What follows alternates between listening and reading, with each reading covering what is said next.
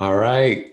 Good morning, everyone. This is the Bite Back Tour in the city of West Covina. And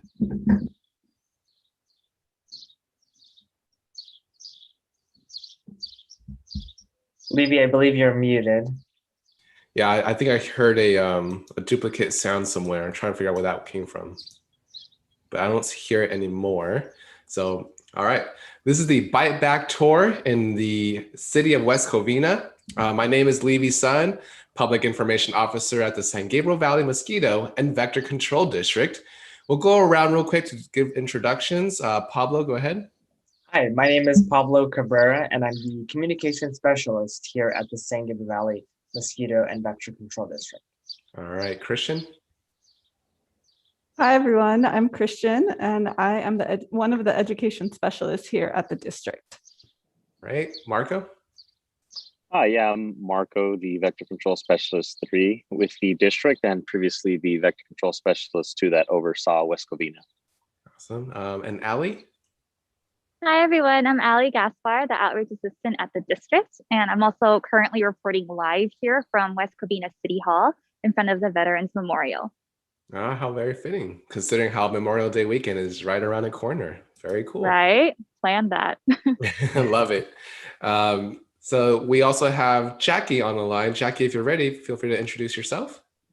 Good morning. My name is Jackie, and I'm here at the lab in the San Gabriel Valley Mosquito and Vector Control. And I work for the surveillance department. And what we do here is that we work with collecting data, and we do it by the forms of getting traps out in the field and bringing them back to the lab and reporting that to our operations department. All right, very cool. Thank you for that introduction, Jackie. We'll go ahead and get back to you a little bit later on the exact details of what you do. But for now, I just want to open up with a really common discussion that's going around online, and I've heard it already a couple of times from family about this news article that came out recently. I don't know if you have seen it. It says that out of all the cities in America, Los Angeles is ranked the worst in terms of mosquito issues. Have you guys seen that article flying around? Unfortunately, yes. Yes. I have not. Yes, my aunt sent it to me terrified, asking me why this is the case. If y'all know Metamorphosis, who's the artist behind the Mosquito Rap and also Don't Bring Back the 80s, he sent me through Instagram a message from, I think it was CBS or ABC, I can't recall which one, saying, is this true? Well, I took a look into that. And if let's just say that it was done by Oregon, the study was done by Oregon, and they only ranked the cities by the number of customers they serve. So Los Angeles had a lot of customers under the Oregon brand. So that's how they ranked the cities. So there was actually, from my understanding, no mosquito data actually used to prove that it's indeed worse. But out of all this, there is a silver lining. We may not be, I wouldn't personally say we are the absolute worst city or the region, but I will say we do have it pretty bad here, especially with some mosquitoes that dwell in our backyards and patios. And the solution is the same no matter where you go. It's all about the stagnant water. But before we get into that part, talking about water, let's dive a little bit into understanding the threat, and that's the mosquito. And many of you already know that mosquitoes come from stagnant water, but do you all actually know what they look like? So Pablo, if you have the video ready of the camera, we can take a look at the mosquito life cycle in real life. So while you pull that up, let me just say that mosquitoes bite you because they need the blood or the protein from your blood to develop the eggs. From there, they will lay their eggs using stagnant water. And then Pablo, I think I just saw the video pop up and then it's back. All right. Always, yeah. The types of eggs being laid can vary in the size and type. And in this case, if you see that black blotch on your screen, that's actually called an egg raft. It's sitting right above the dime coin right there. And then that's one egg graft that's laid by our native mosquitoes called Culex. And they will hatch out into larvae, which is what you see swimming above that egg graft. And if you can move around, Pablo, we see some more there. And so contrary to what many kids believe, these are not tadpoles, but these are indeed a mosquito larvae. And they wriggle around the water. They eat whatever's in the water, and they eventually go into a pupa stage, which is kind of like a cocoon of a butterfly or a caterpillar. And I think you can see some. You have some tumbling. pupa in here, you can see. Yeah, let's see if we can track one down. They're tumblers, so they tumble around pretty quickly. You see one on the top corner there. There we go. And eventually they emerge as flying adults. And only female mosquitoes bite. The male mosquitoes primarily sustain their life by feeding on plant nectar. And let's see if I can. And one thing, Levy, that I think is important to point out too. So like you mentioned before, we're looking at a Culex egg raft. And it's a little hard to see, but you can see the little points. All of those are individual eggs. And if I'm not mistaken, it's an estimated 200 to 300 larvae that can hatch out of one small egg raft, correct? Yeah, I think the range varies depending on the mosquito, the female mosquito, how much it can lay, but it's usually a range from 150 to 300. So imagine something like this sitting in a container in a yard and just hatching out over 100 mosquitoes. And then how long would it take? I'm going to throw it out to anyone else in the group. How long would it take to go from egg to adult? It would grow in 7 days, which is really fast. So it doesn't give us a lot of time to react, unfortunately. But so long as if we can remember, all of us as residents in the San Gabriel Valley, to dump out stagnant water once a week, you can completely eliminate all of their aquatic life cycles. That's right. And then one thing we wanted to dispel in terms of myth is we cannot get rid of 100% of mosquitoes in our cities. They're part of, unfortunately, they are part of our urban ecosystem. But we do have ways to limit their population so that they don't become more than a nuisance and they don't become a public health threat. And to do that, we need to collect samples, not only of larvae where we find them, but most importantly, the adult mosquitoes flying around. So I'm going to throw it over to Jackie to kind of show us, when you catch these mosquitoes, what happens to them in your lab?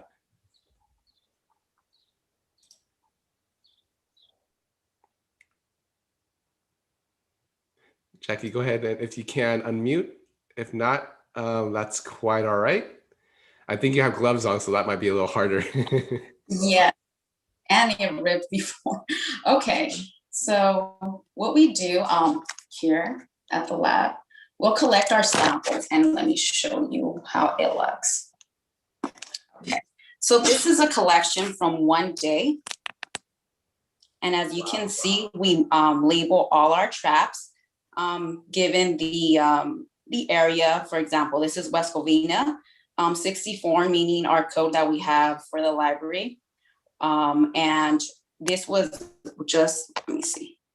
This was just one day that it was out, and this is from a gravid trap, meaning we're trying to catch mosquitoes that are gravid, which are, in other words, pregnant. Let's see if it clears up. So you can see here that these are Culex mosquitoes, which are what people are they're known as the nighttime biting mosquitoes. And let me see. Can you see? These over here are the males, and over here are the females. And if you can see, the abdomen is a little bigger, which are pretty much our gravid females. And the abdomen is this portion right here. So it swells up after it's bitten or fed off a nectar. And the nectar, again, the male mosquitoes are the only one that need nectar. And you can see the difference. Their proboscis is much longer and their antennae are fuzzier. So you can see the difference over here. And I have one right here, which you can see that darker abdomen is showing that that mosquito had a blood meal. So the darker abdomen shows a blood meal. And right here as well, you can see that one right. Oh. So Sorry. how many, you said this, what we're looking at right now, Jackie, that's just one night of mosquitoes being caught in one trap? Correct. And What we do, how many do you think are in that dish right now? this one would be 250, 270. It doesn't look like a lot, but yeah, that once you clump them up and counted them off, I would never imagine that to be 270 mosquitoes just in one trap. Yeah. So for this process, we do separate mosquitoes by species and male or female. So for example, over here, you can see these are different type of mosquitoes, which are Culicida. They're known as the winter mosquito, and they're a little bit larger than our culex. So what we do when we make a pool, which are over here, oh, and this is a counter too. This makes it easier when we're dealing with a larger amount of mosquitoes. So I can separate and count them from male, female, species. We do all that sort, and then we'll separate them and we have them here again. Sorry, it's a little blurry. So we do send them out to Ontario, and then they'll test them out. We'll do some PCR testing. So again, just like us, I track the criteria that we need for a pool would be that they're all females, which would be the ones right here. That's one. Number two would be that the pools contain 10 to 50 females. And lastly, that they're all from the species Culex. The main thing is because we are testing them for West Nile virus and St. Louis encephalitis. So that's what we're looking for. And then we collect that data in sheets like these, and we write down what we've got. And this is just 1 week's worth of data. Well, one night in particular. Wow. And just for everyone watching, this is the Bite Back Tour in the city of West Covina. If you have any questions or comments, please enter them into the comment box wherever you're watching, whether it's on Facebook, Twitter, YouTube, or even on our website. And if you just tuned in, this is Jackie from our surveillance department. It was breaking down how we use the mosquitoes caught in the field and how we're testing them out. If you hear her saying that they're putting these mosquitoes in pools, that just means samples. So there's small samples inside these vials that we send out to help test for any diseases that these mosquitoes may be carrying. And usually, what's the turnaround time? You send them out, say, today, approximately how long will we get results and back in, Jackie? It's really quick. It used to take almost about a week. Now we'll get them sometimes in less than 24 hours or less than a day sometimes. It depends how busy they are also at the other lab, but within a couple of hours, and that's usually what we want to do. We'll get information. As soon as that we get it, we can then transfer out to our other department, operations, which they will look at all this data that we've collected and will analyze and see what other measures they can take after that. Awesome. I'm glad you brought up operations because they also use your data quite frequently to help them go where there may be higher risk. So I'm going to throw it over to Marco, who's out in the field. Could you tell us where you are, Marco? Yeah, thank you, Jackie. I'm actually here at Cortez Park, where, it's one of our, higher breeding sites, of a higher trap count sites. Historically, we have had some West Nile here. So this park in particular, we usually inspect for the trash cans, which do collect, either rainwater or sprinkler water, as well as the wash drain that kind of runs throughout the park that leads into an abandoned lot. So from time to time, it'll hold water. So what we'll do, we'll come out here and we'll treat these sources, with some pesticides, making sure that we can drop down we can eliminate those breeding in those sources, as well as prevent any future adult populations, hopefully in an attempt to, reduce those trap counts. We work with the city of West Covina as well to make sure that they have the trash cans, cleaned out periodically. I think they do like every Monday, but sometimes gets a little busy or they'll forget. But they're usually really, really good with it. And recently we haven't had a lot of breeding, thankfully.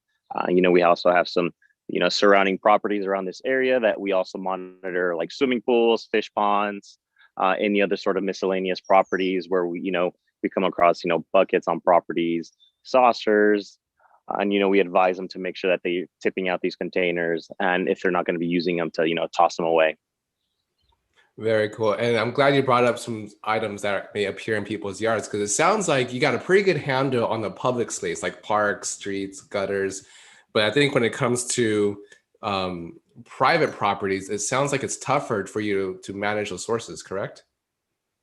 It can be sometimes, a lot of residents, they are really receptive, and then they take all the information that we give them, and then they use those practices, but the important thing, is educating them and letting them know the importance of getting rid of any small sources that can hold the smallest amount of water, because, it takes a thimble amount of water to breed mosquitoes. So yeah, it can be difficult at times, but, we're doing the best. And, thank you guys for communications. You guys come out here with us as well and give out some great material. Absolutely. Thank you for all the hard work you do, Marco. I'm sure the community truly appreciates what you're doing.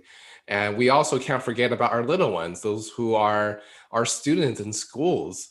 So I'm going to go ahead and throw it over to Christian to have her talk about how we use data also, and how we even utilize or recruit or maybe use our citizen scientists who are in schools to help us out. Yeah, so we actually really try to get students to help us gather data. And we can do that through a number of different programs. So we do have our classroom programs where we go out to the classrooms and we teach all about mosquitoes and about vector-borne disease. But one way that we can actually gather data from students and have them help us with public health information is through our citizen science programs. So we have 2 citizen science programs. We have VIP, the Vector Inspector Program, and students will get water from their homes and then submit that water for us to analyze. And we also have GRID, which is our Operation Mosquito Grid, or Growth Reduction Increased Detection of Mosquitoes. And in West Covina, we had our first round of this, our pilot program last year, and San Jose Charter Academy students actually participated from Mr. Wu and Miss Arguello's classes. So that was really awesome. But what they do is they use the techniques that vector ecologists use. So they use this cup. Pablo, if you could show the cup, that would be great. Yeah, so they use this cup, but they set it out with an egg paper on the inside. And then they are able to monitor for Aedes eggs. So here are one of our students, we call them agents. So this was submitted by agent 116.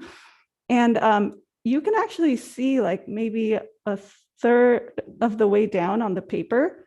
On the right side, there's little dots and there's a line of them. And those are actually Aedes eggs that students found so on their papers. And so they submit that data to us. And then we look under the microscope to see if there's actually eggs. And yes, we found eggs that students submitted. So this was agent 120. And their submission had a number of eggs. These are 2 of them close together. So you can see these look different than the eggs that Pablo was showing us earlier. These are Aedes eggs, but they will lay them on containers, and our students were able to submit that to us and show us that, yes, in fact, at their home, there are mosquitoes, Aedes mosquitoes present and active in their area. So these kinds of programs are really fun for students because they're able to, learn about mosquitoes and explore their outside, but they're actually also able to give us data. So on the next, there's one more. So we created a table with the data that students sent us. And as you can see, if you focus on the green highlights, we had 3 students who did find eggs or egg casings, and they were all in West Covina. So something to, just keep in mind and get your students involved because they love to be outside. Students, especially the little ones, like to play, and they are excellent at finding water sources. So teachers can definitely sign up for our programs and get their students involved. Yeah, thank you, Christian. In fact, big shout out to the San Jose Charter Academy. In fact, Ms. Arguello and her 6th grade science class are actually watching now on YouTube. So hello, everyone. Wow. Hi, Ms. Arguello and students. So we're super proud that San Jose Charter Academy is one of the leaders in science education with us here in EcoHealth Vector Education. So we hope to have more students from more schools join us in the citizen science initiative. That way, the more eyes we have in your neighborhoods, the better picture we get, and the more data we get about where these Aedes mosquitoes are. If you're just tuning in, this is the Bite Back Tour in the city of West Covina. And we just listened to Christian talk about the citizen science project called GRID that features San Jose Charter Academy and ways that teachers may be able to sign up. In fact, Christian, how would teachers sign up for any of our citizen science projects? Sure. So they can actually just go onto our website. It looks like this. It's vectoreducation.org. And as you can see at the top of the ribbon, we have all of our programs listed there, and they can click on whichever one they think would be suited for their students. So whether it's a citizen science program or they just want us to visit virtually or in person, and they can just sign up, give us their information, and then we will take it from there. And for teachers, I know it's been a hard year, and we completely appreciate everything that you've done, but we are really here to help you. So go ahead and sign up and we will do all of the work. Just let us know you want us in your classroom and we will come out with some fun programs for you and your students. And Christian, I just want to mention too, like we were showing earlier before, one thing that I think is really cool about our program and to point out is seeing the tools and the things that our agents and vector inspectors are using in their classroom are a lot of the same tools that our teams are using in surveillance and operations. So they are doing a lot of the same work, right? Yeah, so they're using, with GRID, they're using tools that vector ecologists use to find Aedes eggs. Those are lure there. And then, just going out there and searching and using pipettes and gathering water and then actually analyzing the water. So we've had our older students, so middle and high school students actually do water analysis, and they use identification keys to try to, figure out what is in the water of other students, and then writing a little report about that. So there's definitely a lot of opportunities that students can get into and really start using their science skills outside of the classroom and in the classroom as well. Very cool. And projects like this, like GRID, really focuses on some of the bigger public health issues we face with some of these mosquitoes. Earlier we talked about the Culex mosquitoes that Jackie showed us, and they're the ones that if you grew up in SoCal or West Covina, you know them pretty well. But we have some newer invaders as of 2011, and these are the Aedes mosquitoes, and that's what the GRID was focused on. That's why you saw those individual eggs from Aedes mosquitoes. But something else we also want to talk about in regards to Aedes is not only are they really aggressive biters, but they like to lurk around certain types of properties in West Covina. And those properties could be heavily vegetated properties. So I'm not saying that mosquitoes will grow from leaves, but if your yard looks like a jungle and it has those broad leaves or a ton of ivy that provides cool, potentially humid resting spots, the adult mosquitoes will rest on your property. And so no matter how much water you toss out around your home, you could still have adult mosquitoes lurking around. Pablo's showing an image right now of what a potential Aedes property may look like, and it's very much jungle-like. Yeah, I even think about what's behind Marco as well. He is, it looks like there's a lot of lush vegetation back there. Yeah, there's a lot. Yeah, is that ivy behind you, Marco? It is. Yes, it is. Yeah, so ivy is notorious for being a resting place for these Aedes mosquitoes. So if you have any ivy or non-native plants that are considered tropical, we highly recommend you rethink how you use them or to trim them back, get rid of them, and maybe opt for something that's more aligned with California native plants. California native plants are actually quite beautiful. And I know our outreach assistant, Allie, has done a lot of work in bridging the gap in knowledge for a lot of our residents about the benefits of California native plants. And with, in addition to that, in terms of what they are calling firescaping, which is landscaping your yard so it's a little bit more fireproof, that's more has the ability to deter fires from getting the fuel it needs to continue down into a neighborhood. A lot of firescaping plants are also California natives, and they're really great. Depending on which plant you use, they're really great at also reducing the amount of mosquitoes resting around your yard. So let's dive into another topic before the end of our show, and that's the topic of repellents. It's our favorite topic, and it's also the most commonly missed topic in terms of accuracy and what works and what doesn't work. So we always like to do this round of what misconceptions have you heard? So I'll kick it off with something really simple that people I've seen use in West Covina, and that's the citronella candles, or those torches that claim to create this awesome barrier of defense against mosquitoes. So unfortunately, they don't always work, because if you're sitting that candle outside on the table, any kind of breeze coming through will just take that effectiveness away. And there's another product that came out and that you might see in stores like at Costco or Sam's Club, and they claim to create this barrier around you as well without the need for an open flame. Read the instructions carefully, because the ingredient they use is actually a pesticide that does repel mosquitoes, but they also say do not use around food.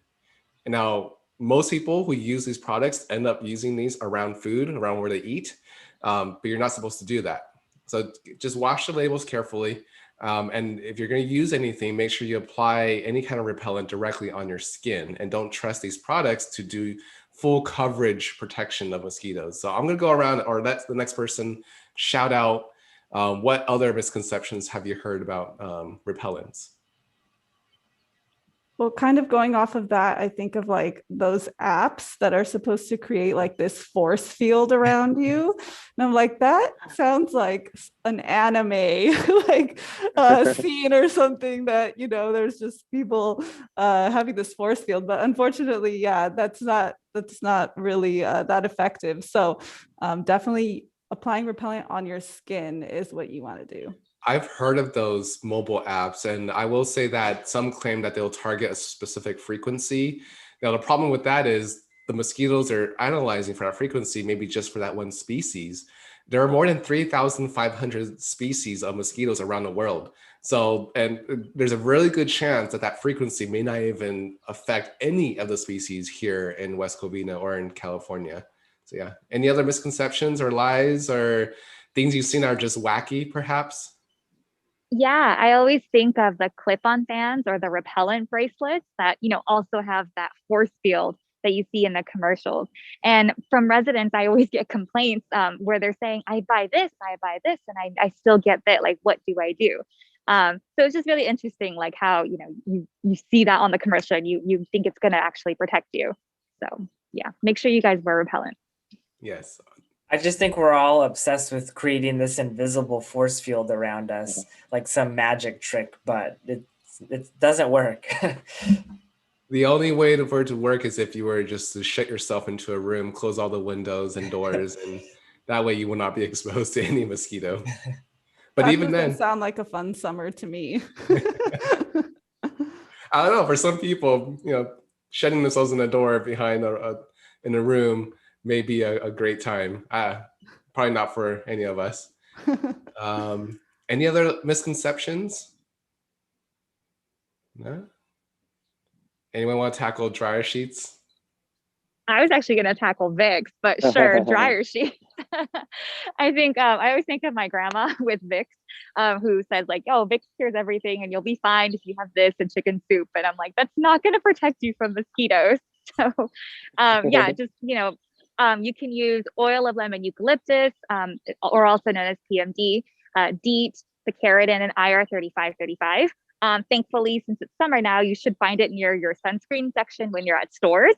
And as long as you put that on your skin and you follow the instructions on the label, you'll be good to go. And I see Pablo pulled up the ingredients. So these are the ones that you want to look for.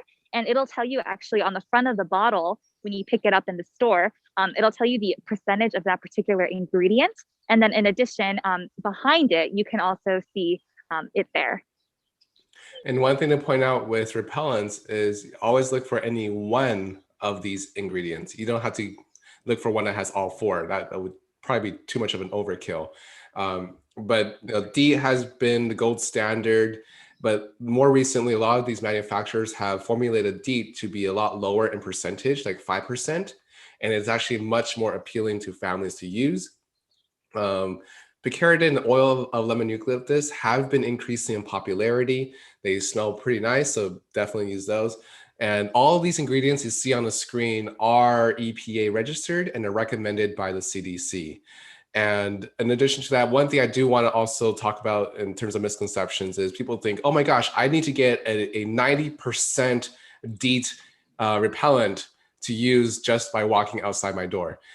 Percentage, according to the EPA, is not so much the strength, but more the longevity. So if you're going to go out hiking, if you're going to go out on a 3 or 4 hour trek somewhere, you can definitely use something with a higher percentage. But if you're going to be relaxing outside for a little bit, say going outside to do a quick walk, maybe a 5% will be enough. Just follow the label instructions. If you have any kids, check with your pediatrician about which ingredient will be best.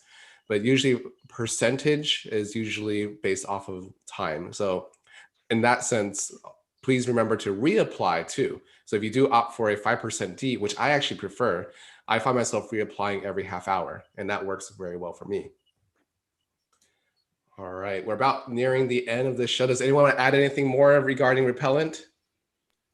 Oh, I just wanted to thank you, Levy, for explaining that. I was going to get to that, but actually I ran into a resident who wanted to know what I was doing. So that was fun. Oh, we could have had like a guest from the street, like talking to us live on air. I wish. I know, but she was very excited to know we were doing this. So that was really cool. Wow. Well, next time we need to get her on camera. Yes, definitely. All right. Very And Levy, I think a great thing that we continue to emphasize as well when it comes to mosquito repellent is treating it just like we treat our sunscreen, is having it handy. And like you mentioned, reapplying and reading the label, and same thing how we see with the SPSF on sunscreen. It's almost the same thing as far as percentage when it comes to the active ingredients in mosquito repellent. So we should be treating our mosquito repellent just like sunscreen. And even better too, actually, I know a lot of people don't necessarily like the texture of it or how it feels on their skin. They make them in a million different varieties these days, which actually feel better than putting on sunscreen. So that's an extra perk to encourage those residents who might have those concerns. Very good point. Yep.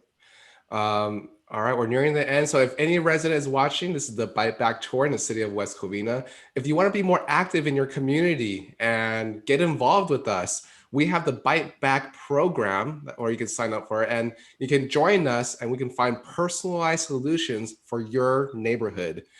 So we know every neighborhood is a little different. Every neighborhood requires its own solution to its mosquito control. So we can do everything from door hanger campaigns to doing a block the bite party, which is essentially us going to every single property on your block and resetting the mosquitoes out of your area. That way we know for sure that everyone is mosquito and bite free as much as possible. So on the screen there, you'll see the email to reach out to us at outreach@sgvmosquito.org. Call us at 626-814-9466 or visit us on our website, sgvmosquito.org. At this point, I'm going to go ahead and throw a little round table of any farewells you all may have. So any last parting words, Christian? Yeah, I just wanted to remind teachers that they can sign up for our programs by visiting our website. And a shout out to Ms. Arguello and her students for jumping on and checking us out. And yeah, I don't know if they had any questions, but please contact us if you have any, and we will try to get those answers to you as soon as we can. Thank you. Awesome. I'll throw it to Marco. Any last words for our residents in West Covina? Yeah, so just make sure, you're going out to your properties, it's starting to warm up. So let's make sure that we're tipping out any containers with water, tossing them if unnecessary. And, it's nice to be outside. So let's make sure we're wearing that repellent. Thank you, Marco. Jackie, any last words for our residents? Yes, most likely everyone will get bitten this summer, and usually if you don't know what it is and it's at night, most likely it's going to be mosquitoes. So go around your house and check for water, and you'll be surprised how much a little bit of water can breed mosquitoes. So just go around and ask, or just go with family, spread the word, because it just takes a second for you to dump out water and just to be safe and not get sick. You can possibly get sick. Just, someone's getting bitten, just go outside real quick, and you need families getting bitten, that's the best to do. Oh, you have bites? Little kids can really get affected by it, get fevers. I know growing up, we would constantly get bitten. I remember there being buckets in the back, and every time they would play with the bucket. So now looking back, they were tadpoles, they were mosquitoes. So that simple. Thank you for that, Jackie. And then Pablo, any last words for our viewers? Yeah, just reiterating again the importance of, like Jackie said, eliminating any stagnant water that we see around our house and making that a part of our regular weekly habit, just like we throw out the trash, looking for any stagnant water and removing mosquitoes. And with Memorial Day weekend upon us on Monday, the unofficial start of summer, and this is when we naturally will start to see the mosquito population rise. So again, having that mosquito repellent handy, like we mentioned before, making sure you're getting the right one and protecting yourself while we're more outside for the summer months. Awesome. Thank you, Pablo. And lastly, Ali, go ahead. Sorry, I was muted. Hi, everyone. My last words are just to make sure that you sign up for our eco health programs. As Christian did explain today, we have a lot of amazing programs. And this is actually one of our newly wrapped cars that we have. So if you see this driving on the road, you will see one of our vector control people inside. And also just want to remind everybody and remind everyone to wear some insect repellent. As everyone was saying, make sure that you apply it on your skin and reapply according to the label. And then also to make sure that you tip and toss any stagnant water that you see at home or when you're outside visiting a friend or a family member. And that is it for me. Thank you so much, everyone, for watching. All right. Thank you so much, Ali. And thank you, everyone, for joining us at the Bite Back Tour in West Covina. Next week, we are going to be in the City of Industry. So same time, same channel, wherever you're watching. In the meantime, stay healthy and stay bite free, everyone.